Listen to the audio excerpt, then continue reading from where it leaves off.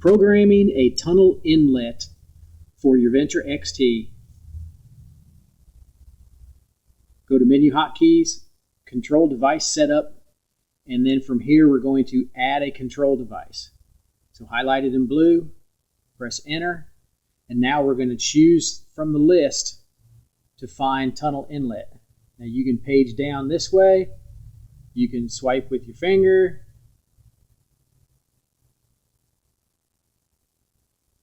or you can use the arrows.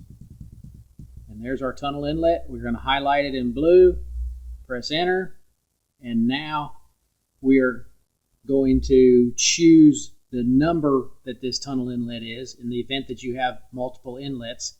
In our case, this is number 1, so we're going to choose number 1. Choose the zone that it is in if you happen to have multiple zones in your barn. Ours is zone 1, so we'll leave it there. And choose the module. Now this is just a standalone Ventra XT, so it will be module 1. The only time it would be a different module is if you have an expansion station connected to your Ventra. So then we're going to arrow over, and now we're going to choose the channel. And in our case, we are wired to channel 13 for our tunnel inlet. Press enter again to confirm, and we have now added our tunnel inlet. And as we hit the channel hotkey, we come to our device output channel, and there's our tunnel inlet.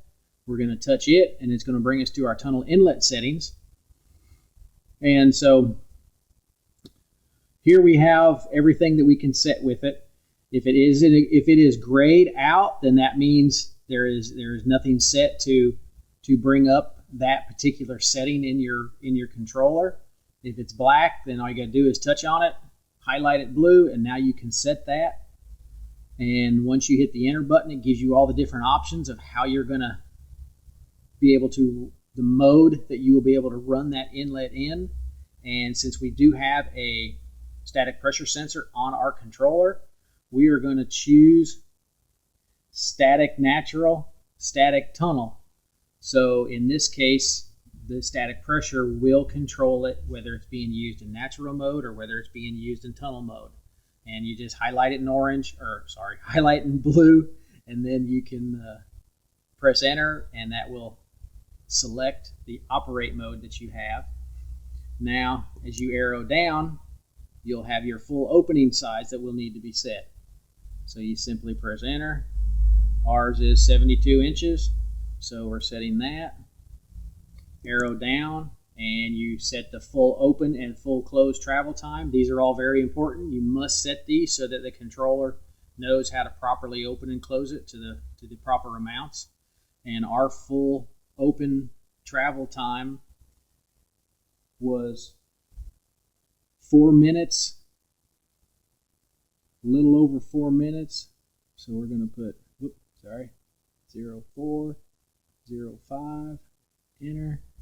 And then we're going to set our close time, which is 04, 05, 4 minutes and 5 seconds to open and close. So we set that. Now we're going to go down in your tunnel entry size and exit size. Here, if you would prefer, you can set an actual size that your curtain will open to as it goes into tunnel or as it exits tunnel.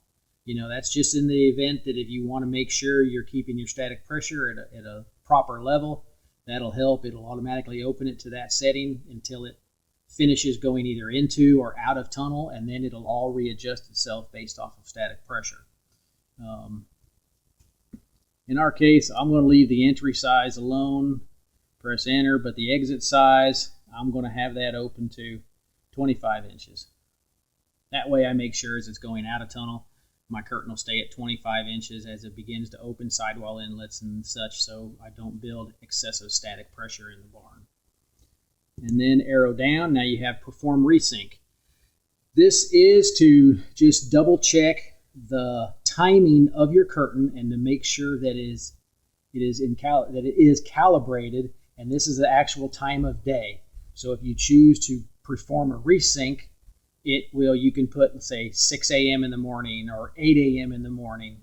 And also remember that the resync is only going to be done if the curtain has not fully opened or fully closed in the last 24 hours.